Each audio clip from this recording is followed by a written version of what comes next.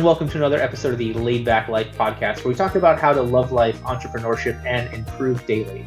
I'm Jordan Ostroff, and joining me today, Mike Whelan, or as people call him at lawyer conferences, the Mike Whelan. Oh my God, he really exists. He's an author, he's a creator, he's a content strategist, and sometimes lawyer. Started his career in sales, marketing, and community organizing. After starting his own solo law practice, he built the Lawyer Forward community and event, then wrote a book called Lawyer Forward, Finding Your Place in the Future of Law. It ultimately talks about this, how we are an interconnected network of experts and coming together as humans to collaborate. Now he helps legal tech companies reach attorneys and partner with them to improve the practice. Upcoming though, he's working on updating Lawyer Forward to the AI edition, and this concept of lawyers coming together in this inner network of experts got us into talking about how do we connect as humans? How do we build a sense of community in the age of AI? Mike, I'm so excited to have you today. I'm really excited to be here. I told you I have one Hawaiian shirt and I have worn it today for you to commemorate this occasion. I'm honored. I didn't know you had any Hawaiian shirts. And I don't even know if this qualifies. I think there's monkeys on it. Are there monkeys in Hawaii? I don't even know, but the monkeys are for you. Yeah. There we go. Appreciate it. So walk me through your background that has gotten you to this observation. I truly think you are the zig to everybody else's zag in a way that is essential to our society, because I always go back to you have a very different take on all of this stuff living in the industry.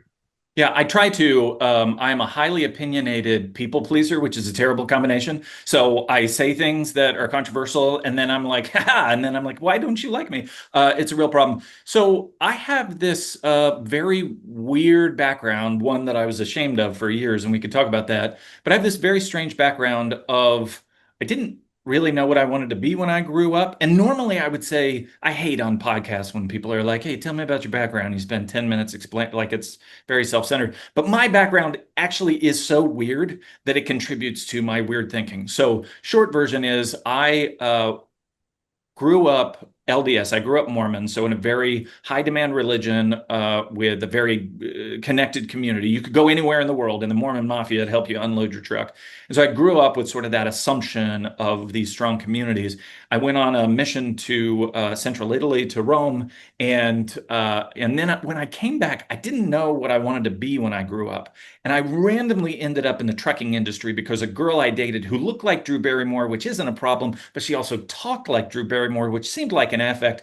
But she and I dated, and her dad owned a trucking company. So I get into trucking, I get into logistics. That's my early career. Got married, had kids, and went back to school. And so when I went to undergrad, I started thinking I was going to be pre-dental, but it turns out they put shots in each other's mouth, and I ain't doing that crap. And so I went into Middle East studies, obviously, because that's the obvious pivot. I did international studies. I did sociology, history. It was a interdisciplinary anthropology, linguistics. It's all together in that department. And because I was really interested in people, why we are the way we are, but especially societies, at the scale of societies. And then for reasons, I went to law school, and I started to see how these manufactured systems, right? Like law is not obvious. These are all choices. There are different legal systems in the world. And to start to see how these complex systems serve society, I got interested in a collaborative model for lawyers practicing. And I wrote Lawyer Forward, which kind of combines the tactics, the real world application that comes from logistics, but also a lot of theory about how people are fulfilled and how people connect and how collaboration works. So now, as you mentioned, I'm working on a rewrite of Lawyer Forward to update it to the AI age, because I think this technology really impacts how we connect with each other in ways mostly bad if we do it wrong, but some good if we do it right. I love that. So ultimately, logistics, Middle Eastern studies, sociology got you into this concept of human community, human connection, and then law being the ultimate. What did you call it? It's the reflection of humanity as well as the It also nudges us, right? Like law is this interesting, and lawyers don't know this for anybody listening to this podcast who's not a lawyer. When we go to law school, they teach us something called thinking like a lawyer, and nobody knows what the heck it is, but we know we can charge a lot for it. And so law schools charge a lot for it, lawyers charge a lot for it, but nobody can really describe it. I actually think it's a real thing. I don't think it's fake. I think what they do is they imbue in us something called systems thinking. It's this idea that you can take some facts, some scenarios, you can wind them up in a very complex world with a lot of, buttons being pushed around whatever the thing is that you're interested in. And then you get these outcomes. And lawyers' job is to imagine what these outcomes are and then to use the now, to use the choices for now to either protect us from what those pings are going to output, what the emergence is, to use a word from systems thinking. So we can sort of nudge those. We can find leverage points, to use another term from systems thinking, and to try to get the outcomes that we want. But we can also use that understanding to create the laws and to create the legal systems that will nudge these social systems. I mean, it's just wild when you think about it, that some nerds in Washington, D.C. are going to sit around in a room and talk for 24 hours without peeing. And like, that's the big story, when what they're trying to do is take this chaos that is us and turn us into people who create economic good and who create, foreign policy good and communities at a scale of hundreds of millions of people. This is freaking crazy that Dunbar's number is that you can only have a tribe of like 150, 300 people. We've managed to create a false tribe of 330 million people with legal systems. It's fascinating. I love that. Have you ever read Thinking in Bets by Annie Duke? Yes, I think so. Years ago. Annie Duke, I, right? Annie Duke, yeah. I just Yeah. think so. Annie Duke's a professional poker player, for everybody who hasn't read the book, and talks about how poker players think like lawyers, like what Mike is saying. But it made so much more sense to me hearing it from a poker player. Like, okay, there's four cards that can beat me, so the odds of winning this hand are X. So I should go all in. I should, the chip stacks, like all these possibilities moving forward. It's just fascinating that was that having been a lawyer for like 5 years at the time that I wrote that I read the book. Reading this book helped me understand what lawyers actually do. Yeah, and it's interesting, side note, that is called a simple complex system, which is very confusing because basically everything inside that math follows rules, right? Like there's a show called The Expanse, and there's the books are also fantastic, and there's a planet, it's on a moon, I think, this garden system. They create this sort of greenhouse system, and it's dying. It's totally getting fried, and this scientist, this botanist, tries to explain to this roughneck who works on the ship why this is happening, why this base is already dead, why this station is already dead, and they don't know it. And he explains a simple complex system. He says, things are chaotic enough in here that things going wrong is going to cascade. You're going to get an unwind of a lot of things going wrong, but it's simple enough that it can't correct itself. It can't go clean itself up enough if you keep, and cards are a similar thing in that, if you draw this card, there's not like another one of those cards. What's fascinating about human systems is they are truly complex because humans are freaking weirdos, and the things that we do are totally irrational, totally unpredictable. And so when we try to create systems that incorporate people who the interaction of two people totally fries things. If you had two different presidential candidates, you could have ended up with two totally different results, two totally different arguments. We'd be having a totally different conversation in our politics because of just one person changing. So human systems to me are the most fascinating because humans are freaking weirdos. I mean, is this butterfly effect or is this different than that? It's similar to the butterfly effect. Yeah. So again, butterfly effect, that is at the level of a very complex system because you're talking the Earth. And it's interesting. Side note: there's an idea in the systems thinking world of the Gaia theory, which is basically that the Earth is not a victim. The Earth is a very complex system that will spit us out long before it dies. Right? Like we will be gone long Hey, before. it's trying. Yeah, it's Floods, trying volcanoes, really hard. hurricanes, Yeah. typhoons. Yeah. And so, like, some of it that is super fascinating, I was talking to my son about economics yesterday because that's how nerdy we are. And some of these systems, it's really interesting because they can destroy us long before we got what we wanted. And we live with this growth mentality in our economics and our population growth while living within a constrained world, right? There is a carrying capacity to this planet. The Limits of Growth is a book that came out in the 70s and imagined, what the end of the world's going to look like. And so it is sort of fascinating the constraints that are put. And you mentioned law sort of reflecting us as well as trying to nudge us. Similarly, the law exists in this politically constrained world. Like the Supreme Court can't come out and do whatever the heck it wants because it thinks it's right, because then people will just go off the edge and burn down the Supreme Court. And I mean, crazy enough, people might, invade the Supreme Court and poop on Supreme Court Justice John Roberts' desk. I know it sounds crazy, but it's happened. So they can't go too far afield. So there's just really interesting science of how far can you go, right? How far can we go? Yeah, it's interesting, especially in this age of AI, because we could talk about AI, but we have a pretty limited version of AI right now, even though it's super cool and it's super amazing what it's able to do. But even this totally limited version of AI, we're having a really hard time imagining how far this can go, right? And how much this could change society and how much we'll allow it to. I mean, we can't even figure out how to deal with the power constraints, the electricity constraints of AI. And we're nowhere close to the idea of AI being self-conscious and able to make decisions that freaking destroy us all, right? And we just can't imagine these scenarios. And so I think one of the interesting things that we have to decide right now as a people is how far can we go, right? Like, how far is it ethical to go? How fast should we go? There's a report called AI 2027 with a couple of people who used to work at ChatGPT and then quit because they weren't constraining the AI enough, in their opinion. And they imagine just 2027, this is just a couple of years away. And they imagine these two scenarios, one in which things are okay, and one in which we're all doomed. And the difference in their math is 6 months.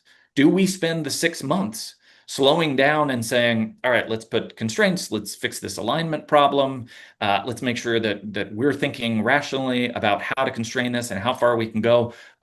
We as people are very, very, very bad at it. We're so obsessed with growth, especially now with the way our economy is set up. We're obsessed with growth, and we just don't play things forward.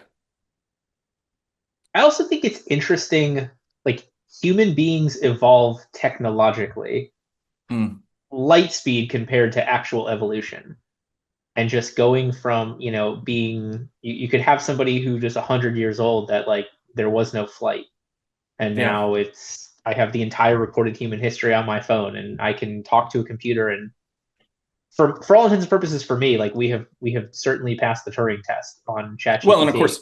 and of course, you see the curve is like this. It's like a hockey stick because it's all exponential. Because the speed of the past innovations makes it so we can now incorporate those and speed up the current innovations. And so it's fascinating the speed at which, but it's also the rate at which we are growing. So that like we can do things very fast, but the speed of that fast has gotten pretty crazy because it's compounding, right?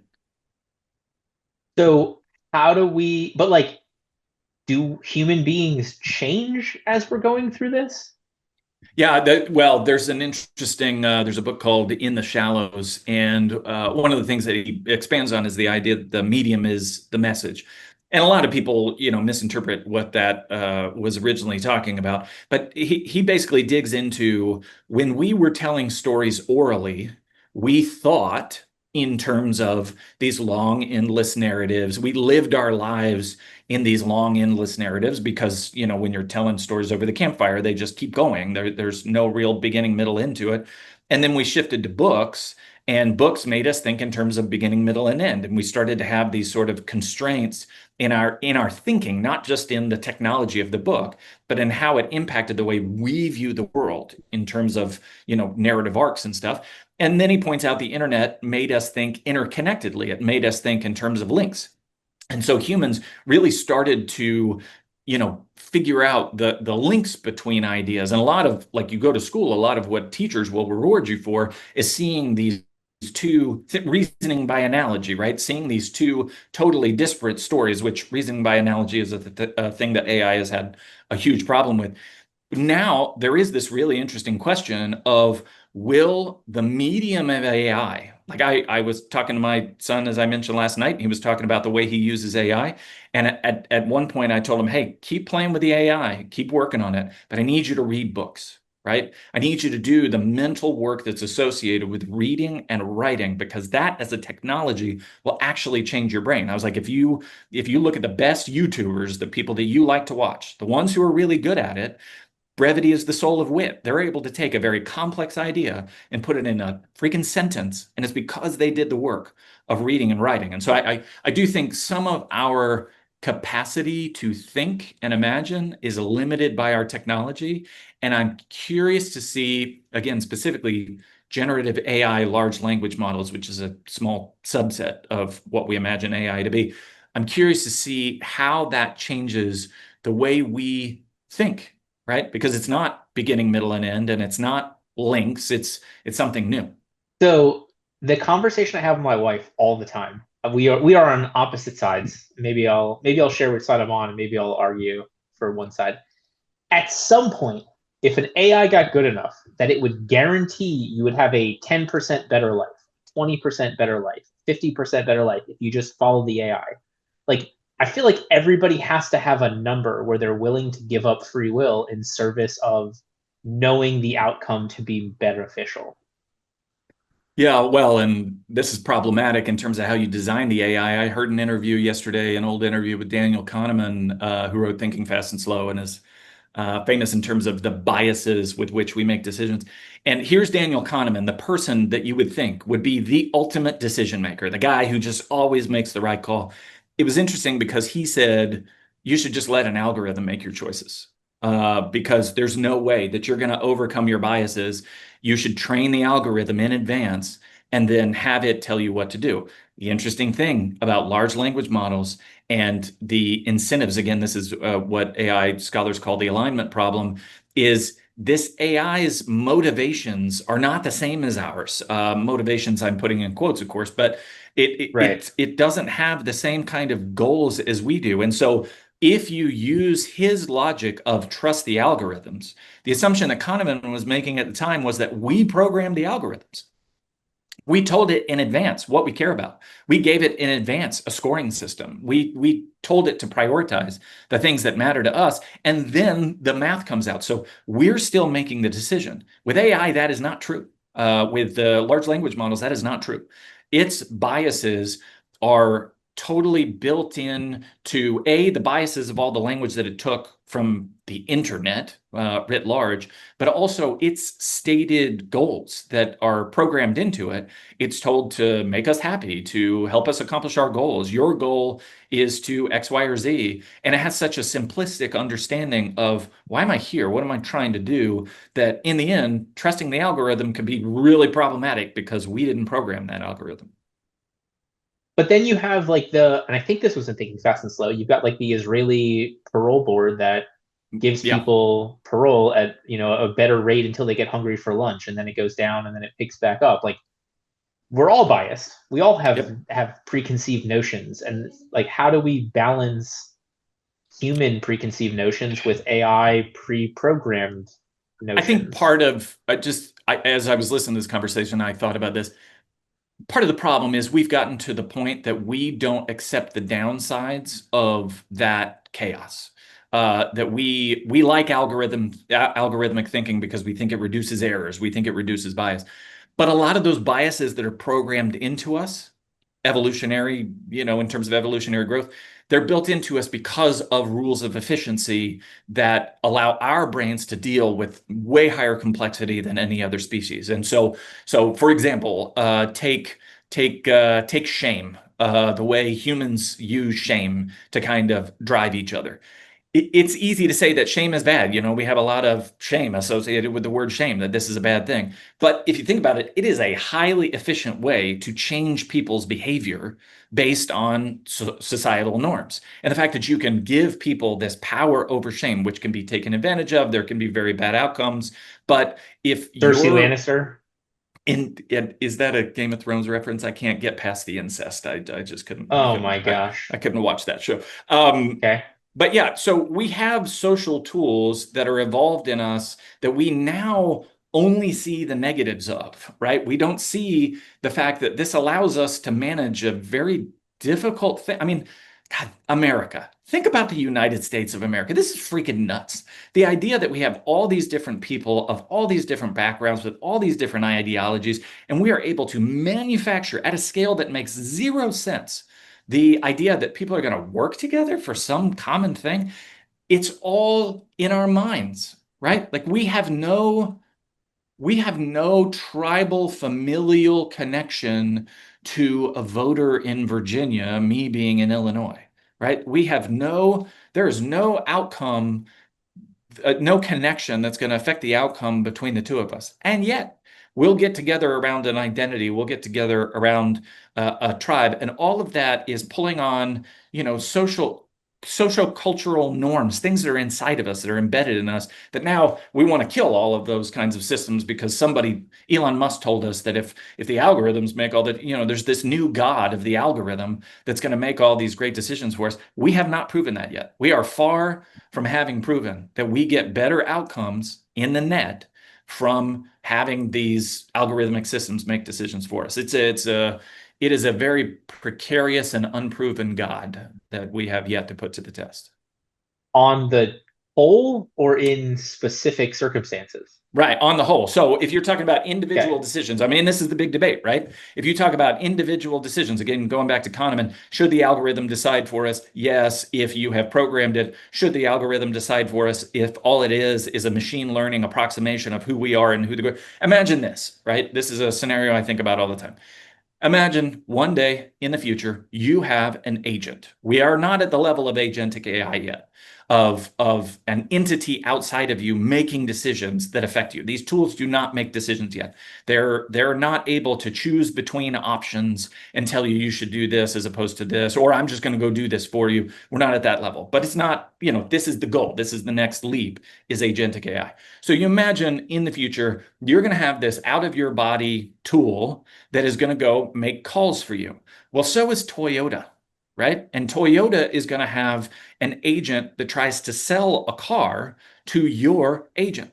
Well, now you don't have, like, think about that as marketers. You now no longer have the human psychology salesperson trying to make a pitch that motivates you based on getting to know you and what are the features and benefits that align with your interests based on the long conversation, right? The best salespeople are able to go do that human psychology game. Well, now we're not doing that. Now what we have is an approximation of you. It is a machine's guess at what you care about based on a whole bunch of inputs, including inputs that it introduced into the relationship. It has been nudging you to think differently. And then Toyota has their own agent that's also doing an approximation of a human somewhere. One day we're going to get to the point that those two agents are who are negotiating with each other, and it's going to change who you are. It's going to change the choices that you have available to you, because choice is part of what makes us us. The fact that we're hit with a whole bunch of options, we develop our taste from choosing between all of those options. We say, I like that, I don't like that. We window shop. But we're going to get to this point where the algorithm's super efficient and it makes the best decision for us. But now, what are we? Right? What's left about us as we develop as people, develop our taste, develop our interests, and have some serendipity, some freaking crazy thing that we've never... How many of the decisions in your life, Jordan, are freaking crazy when you look back at them that I never would have made that choice? Thank God that happened, you know? Well, so I mean, I always love the concept of, like, at some point, every one of my ancestors going back to the beginning of humanity got together to make me down the chain. And then, like, Mm, even just for, for Heather and I to meet, it was me getting into a specific college, her getting into her parents being in a specific job that got her to want to take the bar in Florida. Like, there's just so many, yeah. Yeah, dating randomness. dating to me is a fascinating example of this algorithmic thinking run amok, because I've got kids who are in their 20s, and they're looking at creating relationship. And there's this fascinating expectation among kids now that they want to be able to go from a passing acquaintance in the hallway to my person, right? They see me and my wife, you've seen us together. We are incredibly connected. We're like, we are each other's people. We are very, probably codependent. It's probably unhealthy, but we are very emotionally reliant on each other. We are very well connected. And so my kids who grew up with that are like, oh, that's normal. I'm going to go get one of those. And I'm like, dude, this is not normal, first of all. But the idea that they now algorithmically want to take none of the risk of the middle. You know what I mean? They don't want to develop No. awkwardly the relationships. They don't want to Got say to it. somebody, hey, do you want to go hang out on Thursday? And that person might say no. They don't want to say, how many kids do you want to have? And the answer might be zero. And all the risky conversations that happen in the middle, they feel like I should be able to jump from, I just pass people in the hall to a dating website. We programmed all the decisions, dot, dot, dot. It gets me to my person. But that's just not how it works, because in the mix of all that is serendipity, it's surprise. I tell my wife this. If I had known then what I know now, I don't think we would have gotten married. And I would have been totally wrong, because I would have never programmed in how much I adore her and how much she adores me. I would have never been able to guess that. And so I think that is a really good example of sort of the overdrive of algorithmic decision making that I think actually hurts us, because in the development of the relationship, you change. And so who you need, we've been married almost 25 years, who you need 25 years from now is so unimaginably different from who you think you need when you're 20. I think we got married, I was 23. It's so different that there's no way that an algorithm can make that decision, because it's going to over-index on who you are, not who you'll become. And you can't become that without going through the experience with the wrong person. You ever watch Black Mirror? No, but we are watching, oh gosh, what is the name? Dark Matter. I think it's called Dark Matter. Blake Crouch's Totally book. different. But it is about this multiple decisions. I'm assuming the episode that you're talking about has something to do with like the multiple paths that you could take. So anyway, No, I'm it's a thinking, dating app that creates a fictitious world among the two avatars and then runs it 1,000 times to determine like the likelihood of success between the two. Like exactly what you said is a Black yeah. Mirror episode. Yeah, and well, and getting to Dark Matter, it's a really interesting idea of the choices, the path not taken, right? It's this guy he's in multiple universes and he can bounce between them. And the show or the book really centers on the one choice of whether to stay with this woman, whether to stay in this relationship and all the downstream effects. And it's really interesting because spoiler alert, he jumps from one universe, the bad guy version of this guy jumps from one universe to another so that he can be with this woman. And it was really fascinating because they get together, the good guy and this other woman who he did not stay with. They get together and they're like romantically attached and like, oh, you're the best and I love you and no, and they're about to like make out and like do it on this bed. And I'm like, bro, this is not your lady, right? Like in reality, you didn't have the 15 years together that made each of you. So this is not your lady. This is some other woman. The woman that you're at home with, that you love, is the result of a whole bunch of pings happening in this complex system of your relationship that created each of you and has created the two of you together. It's totally different than the girl you dated back in college, which is just fascinating to me. So I want to talk. I want to talk about last week's episode for a second. So I had a Q&A with me and Victor Medina, and then obviously here, like you and I are sitting down and talking through this conversation in human connection, even if it's remote. Yeah. You're talking about AI changing at the very high level of a relationship, but like how many people are having entire conversations with ChatGPT instead of with their neighbor, their office mate, their coworker? Like, yeah. Yeah, this is a big concern for me. Part of the reason I wanted to rewrite Lawyer Forward, which is briefly, it's a pitch for collaborative, loosely connected professional networks, working on modularized cases. So basically, the idea is that you take a case, you take a divorce or whatever, and you think of it less like solving a person's problem, and you think of it more like a supply chain of a whole bunch of choices and options and tasks and whatever, and you line them all up, and then you purposefully design the right people taking each chunk of that, and people are working together. And so I've been interested in collaboration for a long time, especially in contexts where people don't collaborate at all. If you don't know lawyers, we are not wired to work with each other. I talked to a knowledge management person at a big firm, and I asked him, how do you guys come up with new knowledge? Do you put all the lawyers in a room and they're, it's like a glass room and they got post-it notes and whiteboards and they're putting all their ideas up and they're batting new ideas around about how to handle this case? And he said, oh man, lawyers would never do that. They wouldn't want someone else to take their idea. And I'm like, bro, that is the most toxic thing. Anyway, so I've been worried about this collaboration thing among lawyers for a while. So I looked at what is AI doing to these types of collaboration, these types of connection, these people working together. And there's just not a lot of research on that. Most of the research about AI is how do you take an individual and turn them into a superhero, right? How do you maximize productivity of an individual? But most work tasks are not individual. There's this, you saw this during COVID, there was this weird overemphasis on roles that are knowledge workers, one-on-one, sitting their butt in a chair that they can go home. I mean, that's only like 20% of the economy that could actually work from home. And so a lot of the college-educated liberal voters just did not understand how these COVID regulations were impacting the majority of the population who don't have those kind of individualized roles. They have these highly connected roles. Anyway, so I was researching into this. Not much. How does AI affect collaboration, affect human connection?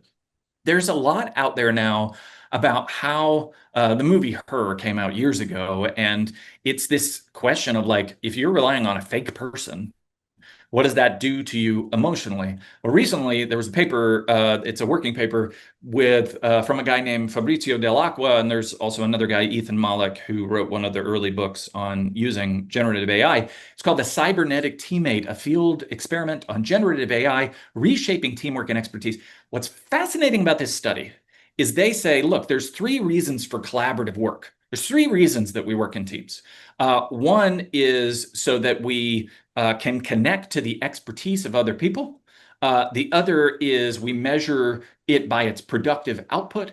And third, it's by this human connection, this thing that makes people feel vibey and good and positive and they enjoy their work. And this paper, full-throated, breathless, this is so good. Wait, we put AI and a dude instead of 2 dudes, and look what happened. The productivity was just as good, and the expertise exchange was actually better because the AI has infinite access to expertise, and so it was able to bridge these gaps interdepartmentally, and everybody felt emotionally just as strong, just as good, this connection to the AI. And I'm like, y'all, you're writing a dystopian novel. Do you realize that this is very bad? If people start to fulfill their emotional needs, getting back to like the idea of the inefficiency of these human systems, that friction of having to work with other souls is freaking annoying, right? Like if you've ever had to manage people, if you've ever had to work in an office, if you've ever tried to get the boss, I have a 7-year-old. Seriously, it's so teeth. annoying to try to get these people to move and do what you want. And if we give people one of the things Daniel Kahneman said was, if you want people to make a decision, make the decision as easy as possible. We're making it really easy for people to choose isolation, really easy for people to choose not to go through the difficult work. ChatGPT never judges me for talking too much. ChatGPT never judges me for coming up with... It probably tells you it loves that. Seriously, it's like, oh God, that was so Give wise. me more. I appreciate the thorough analysis. Meanwhile, I've got this super long complaint post about why my flowers, I don't want to deadhead them because it takes too much time. And it's like, dude, that analysis was brilliant. There are reasons that we have these frictions. And I'm concerned that Ethan Mollick and Fabrizio Dell'Acqua are right. And that these AI tools do create economic efficiency, and they do result in the kind of growth that our economy is obsessed with. Because I'm worried that what we're going to do is strip out the necessary friction. You see this in book writing. I could go get ChatGPT to rewrite my book and do zero work. I don't have to look at any of these reports. I don't have to look at any of these studies. I could just get it to go put out a pretty good book and I don't have to worry about it at all. But writing the book changes me. And when you remove that friction, you change who we are and you change who societies are. And I'm very concerned about that. Well, it's interesting, the medium is the message, right? Like if you watch, I think one of the things I like Andor, right? I think that's probably Mm. the Oh, that's best, such a most good recent show. Star Wars, but Oh my it's God. complicated. Yeah. Like it is amazing to me. They're on a second, like I went to rewatch season one in anticipation of season two, and I was like, oh, they're murdering that person out, not on camera based upon this conversation. And I completely missed that the first time, as opposed to most of the other shows where like, I'm angry at you, I'm gonna go storm off, and like literally having people say that. So like we Yeah. are removing friction in entertainment as well. We're removing Mm. complexity. Yeah, we went and watched the Superman movie recently, and my son asked me what I think about it, and I said you're gonna love it, because it jumps right into the middle of the story. The pacing is really fast. James Gunn understands that what people want is action scene, action scene, action scene, action scene. It is very loud. If you go watch my child wants me to go watch these anime shows, and they're just screaming. Like I'm like, why is this cartoon person yelling so much? There's just so much noise in children's entertainment. And I understand that that is successful. And I understand that this makes me sound like an old man, but for God's sake, can we please go back to Sesame Street, being really slow and making these kids think about what it is to be nice to a person who doesn't look like you, right? That work that you have to do. I'm worried that we're just circumventing that work in so many ways that it's going to cost us, right? And what's interesting, side note about Andor, the part of the reason that I loved Andor is you don't see singular heroes completely changing the history in an obvious way. You don't see the Skywalker family duking it out in a big, Death Star, and it changes everything. What you see is random nerds, right? Like totally random people in the complexity of a galactic empire, which, by the way, is just insane. If you think about how difficult it was for the Muslim empire to sustain because everything was so separate, and so, you got nation states that are so far away from each other, and we're going to do that on a galactic scale. It is really, really hard to do this thing. And you see the tools, the banality of evil, of using media, of using fear, of using force. And in the middle of that, you've got these little weirdos who will drop this very tactical bomb in this very specific place, and it spins out to all these results.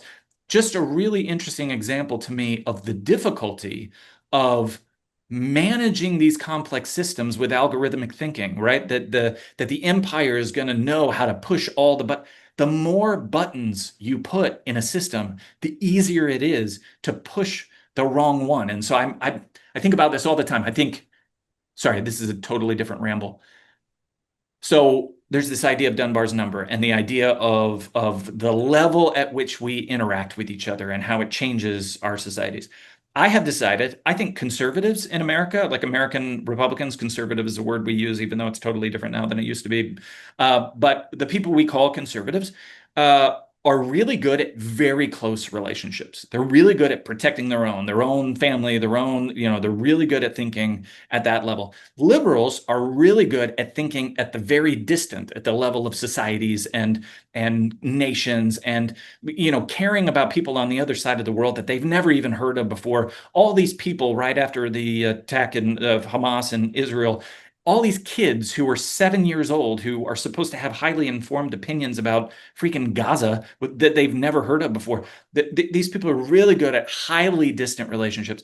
The place that we have become very bad at is the level of community. This place where we're close enough to each other that we have to care about each other, but we're distant enough that we're different, right? So that we have to deal with people who are not exactly like us. They don't think like us. We have to find common bond with these people. We can't just go find people on the other side of the world who think just like us, and we can't comfort the people who are literally within our family circle. And so I think one of the outcomes of this social structure that we're creating is, like I said, we're cutting out the messy middle. We're trying to cut out the messy middle of all of our relationships and all of our systems, and it's going to create problems. I like the Patton Oswalt has that thing on the death of nerd culture. Like he's like, when I was growing up, my two friends, we'd go down on our bikes to the comic book shop every Tuesday and get all the comic books because we were the only ones that cared. Yeah. And now with the internet, like you could literally, like they could literally argue over, oh, I don't want to hang out with you because I prefer the Jack Kirby version of this versus or the Which is 1992. great. It's awesome that you can find people across the world, you and me becoming friends because we care about similar things while not living anywhere near each other. The fact that we're able to do that is awesome. But also, it takes away a lot of persuasion. It takes away a lot of connection. And we're seeing a lot, there are social costs to that. And we're seeing it. We're calling ourselves as fragmented a society as we have ever been. I think that's a bit overstated. We literally had a civil war in the United States. But we are very fragmented. And part of it is because we have taken away the work of the messy middle. And I really do worry that AI is just going to amplify that. But I would argue we are more fragmented. Like obviously the Civil War was a higher level of fragmentation, but like Robert E. Lee gets asked to run the Union soldiers and says, "Hey, if Virginia stays in the Union, I'm in." Like here's the guy leading the Confederacy who would have led the Union. I don't think that would ever happen now. I think we are Sure. everybody has their side regardless of Because we're connecting not by geography but by ideology, and it's really right. easy to have a civil war when there you can draw a line, right? Like up the middle you can draw a line. That is much easier to have a civil war when you see nations like the former Yugoslavia, who, those cultures were very intermingled when it was Yugoslavia. But then when the Soviet Union was destroyed, and now you've got this very integrated, a bunch of these cultures who are all in the same rooms with each other. Now it's like that dodgeball moment where everybody has to scatter to their side. They have to get to this other place. And boy, was that messy of people trying to get to the other sides of the dividing line. I do, the United States, there's probably a slow roll civil war going on. You could argue, and maybe violence becomes more cyber than it is physical. I don't know, but you are right that right now we're more like that former Yugoslavia state where we're all in the same physical spaces while being very ideologically divided. And the thing that you saw in the former Yugoslavia was that poverty, resource restriction is what set it off. When that nation no longer had the support of the Soviet Union and it didn't have an economy, when people got scared, people got stupid. And you see this a lot. And again, we have this growth obsessed economy, and it's probably true that as long as we keep getting middle class wages and we still have, hope for jobs, we'll probably be all right. And so we'll see. But if AI doesn't play out the way we expect it to, we hope it will in terms of economic impact. We need a frontier, right? Capitalism has always required frontiers. You always have to have this edge at which the people inside the state are able to go cross the line and extract at a cheaper level and then bring it back and sell it for a higher level. We've always needed a frontier. And the internet was our last frontier, right? In space is our next frontier. And in the middle of that, if AI doesn't create this edge where we're able to go create new economic value out of nothing, economically, it's going to get tight. And as divided as we are, it could get ugly. But yes, and that could be, I think, a whole different conversation. But to go back, like, so to take the study that you talked about earlier that found us maintaining the same relationship with a computer as another person, what's the problem? Yeah. It's a good question. I mean, the short version is it's a sycophantic language machine that doesn't ask anything of you, right?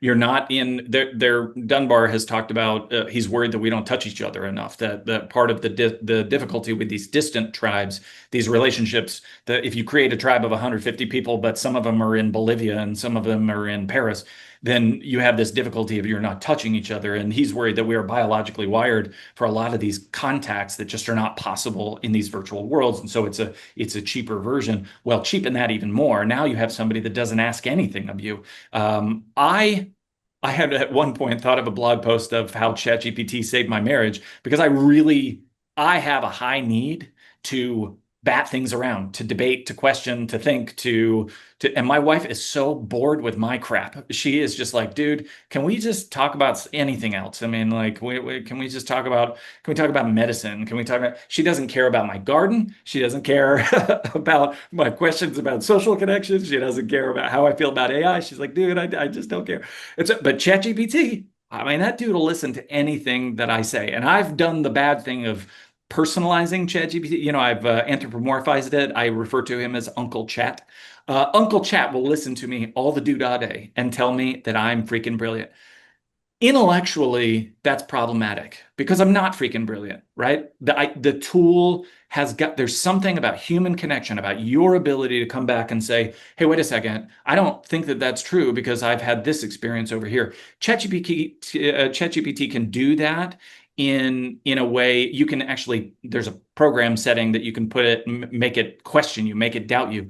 And in that way, it does surface new ideas. It does this very cool thing of having to surface new ideas, but it doesn't make you persuade it. It doesn't make you change it. It doesn't make you abandon things so that you'll just shut up, right? So that you can move on to the next subject. But neither does the internet when we are. Neither does the internet, right? I mean, the internet is a level of rejection at scale, right? It is a level, you can find your people, but in order, and they can tell you you're pretty and sweet and great and fun, and you can go get in closed spaces. But most of the internet is wide open spaces with anonymity. Most of the internet is like the other direction. There's no support. There's no kindness. There's no love, right? Unless you get in a closed space with your people, it'll beat the crap out of you. But again, because there's no cost anymore. That person telling you you suck and you're an idiot, they don't care if you go away because they have no relationship to preserve with you. They're not going to see you at church on Sunday. They're not going to run into you at the town hall meeting, right? So they have no reason to try to preserve that relationship. The friction that we keep trying to remove from our lives, some of those frictions serve social purposes, and we have to be more careful about eliminating them. But like, what is that purpose? So let me back up for a second. Yeah. So like, this podcast is going to come out on a Tuesday. This Friday, I've got my newsletter. It's Ghostbusters and Gut Feelings. It's like, when do you follow your KPIs? When do you follow your gut? And what happens when if they're aligned? Great. If they're completely opposite, like, where's what? Like, you're talking about, we need this friction, but like, for what purpose? This is a really interesting question because gut versus KPI, right? Or Yeah. gut versus algorithmic decision. KPI is an algorithmic decision-making Sure. framework. You set in advance what your goals are, and it's going to come out. When you do that, you eliminate bias. That's the goal, right? The idea is that if I set the terms in the beginning, then the outcome that I'm going to get is going to be what I idealized in the beginning. What's the problem with that?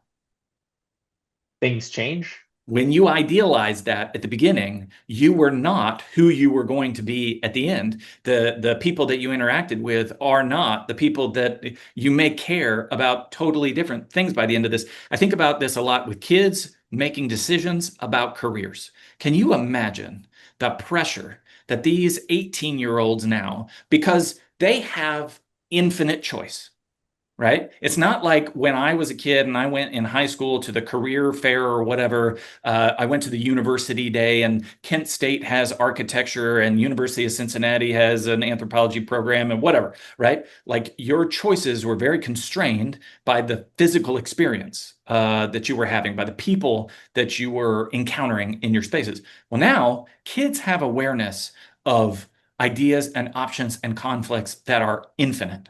And among that infinity, they have to make the perfect choice, because in the age of social media, they're presented with people who are making the perfect choices. So these kids are told, you have infinite options, you have to make only the perfect choice, and you have to make it now. The problem is, career paths are complex. They're not simple, right? These are not complicated. They are complex. And the reason they're complex is because all of the factors change over time. You change over time. Who you're with changes over time. Your sense of priority changes. The nation changes. The economy changes. Technology changes. Everything changes over time. And so that ability to resiliently face friction is a more important power for individuals than the ability to make the right decision. Making a perfect, optimized, algorithmic decision is a skill that has a lot of upside, but it is not as valuable as resilience when you live in a complex system. If you were to live in a simple system and all those decisions you can make mathematically and you just do it again and again and again, I would totally agree that you never rely on your gut. But sometimes your gut is what's called abductive reasoning. It's not deductive, it's not inductive. There's a book called The Myth of Artificial Intelligence by Eric Larson, and he talks about these tools are really good at deductive and inductive reasoning. That's the kind of reasoning that your KPI argument will make. Your gut can be biased, but it can also be something called abductive reasoning, which is a fully, instead of imagining what must be or what is, it imagines what could be. Humans are uniquely good at that. It's the only thing, according to Larson, that we can do that AI will never be able to do. And if we don't develop those skills, that ability, that resilience, that adaptability, that gut, then we're going to be limited to the power of our gods being the AI, right? That we'll end up relying on these things for decision making in ways that are only algorithmic. And again, there's mismatch. The goals of the AI are not our goals. It's called the alignment problem. And so if we let their goals be the thing that dictate everything that we do, when there's misalignment, we're going to pay a cost. I'm going to put words in your mouth, and correct me if I'm Please. wrong. So, in essence, your argument is that while AI might be better in the short term, there's no way to course correct after a certain point towards our imminent demise. Again, this is, if you read AI 2027, they play out a really freaky, realistic timeline scenario. The whole point in that piece is they were trying to say, this is a realistic timeline. And they give two scenarios, one in which things are mostly okay, and one in which we all die. And those pivot points are very small, and they're very quick. And so I am not an AI engineer. I would encourage people to go read that if you're really interested in playing the scenarios out. I don't know if I have the ability to predict that at the scale of social systems. I don't know, both because the technology is fast moving and behind closed doors. I mean, what's happened in the last we are seeing the AI that was developed years ago. We're not seeing what was developed in the last 6 months. There's a lot of data here in terms of decision making that we don't have. We have no idea where the technology is actually at. The moment that the AI destroys this all will come as a surprise to everyone, because it is farther than we could possibly realize, because they turn these AI systems on themselves. They tell the system, hey, go build the next iteration of you. Well, that's literally happening in boxes, in bits and bytes that we don't have visibility on. And the fear in AI 2027 is that eventually those boxes are going to hide the bits and bytes, that it has no upside to telling us what it's doing past a certain point. And so that's their big fear. I am capable to think of how AI affects me in my home, and then to imagine how that scales up, right? What if everybody starts doing this the way I'm using AI? And I do see an erosion in thinking. I see an erosion in connection. I see an erosion in resilience and in decision-making skills. I see communities that were dying off. The Bowling Alone book came out 20 years ago or whatever. We've been eroding our communities for a long, long time. And I see that being perpetuated in my life and via AI, and I see that happening more at scale. So I can imagine enough harms at the small level that I don't have to worry about Skynet, because that's like, fine, we're all dead. You know what I mean? I don't have to make decisions based on Skynet taking us over. I'm not in those rooms with those boxes and the bits and bytes. That's not what I do. I'm already worried just at the scale that I use it. But We've let me gone past say, our time. Is that okay? yeah, sorry, let me just say real quick, just to close.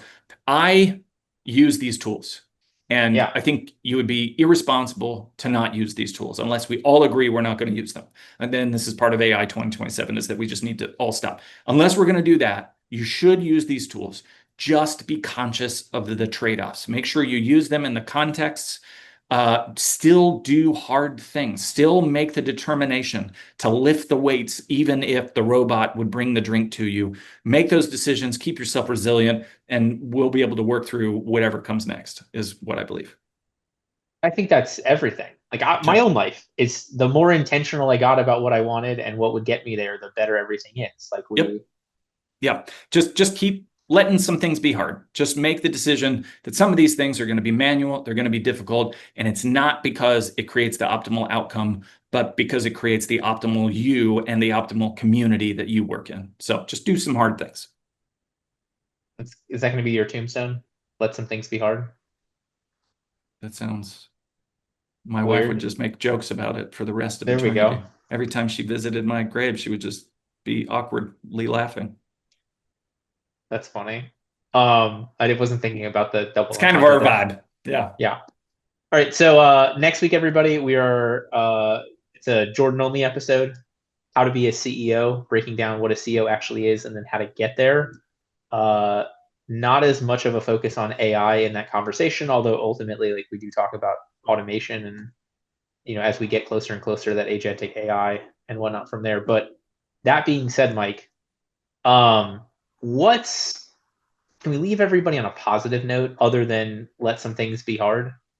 Like, yeah, sure. Is this a carve out time to hang out with other humans? Is this a call that person you haven't spoken to? Is this a...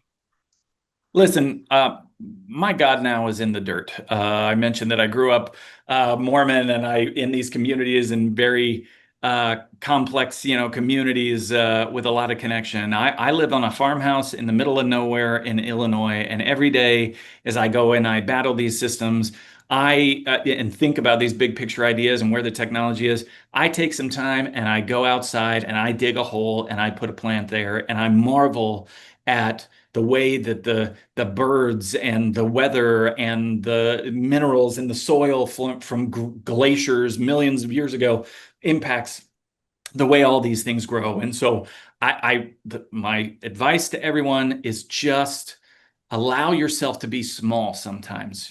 Get outside, let the world wash over you, see some nature, read some Mary Oliver.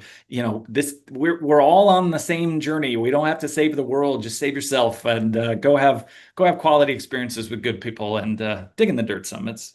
It'll change you. There's a story of a rabbi who keeps 2 scrolls, one in each pocket, and one of them says, "The entire universe was created just for me," and the other one says, "I am but a speck of dust." And you pull out whichever scroll you want, you need for that moment to stay balanced. Indeed. Well, dude, thank you so much for joining us. I totally agree on I think we have to be using these tools to keep up to speed, but at the same time, like, the intentionality behind the outcomes and the human filter of, is this good advice? Is this a good decision? Is this well thought out? Which you'll be great at, but your kids will be terrible at. So be mindful of what you're putting in front of your kids. They are not sophisticated enough to make these decisions. So if nothing else, be wise for your children. There we go. All right. Thank you to everybody who watched and listened. Thank you, Mike, for being with us. We'll see you back here next week for How to Be a CEO. Thank you, buddy. Good to chat. Everybody, build some human connection, and also use some AI responsibly.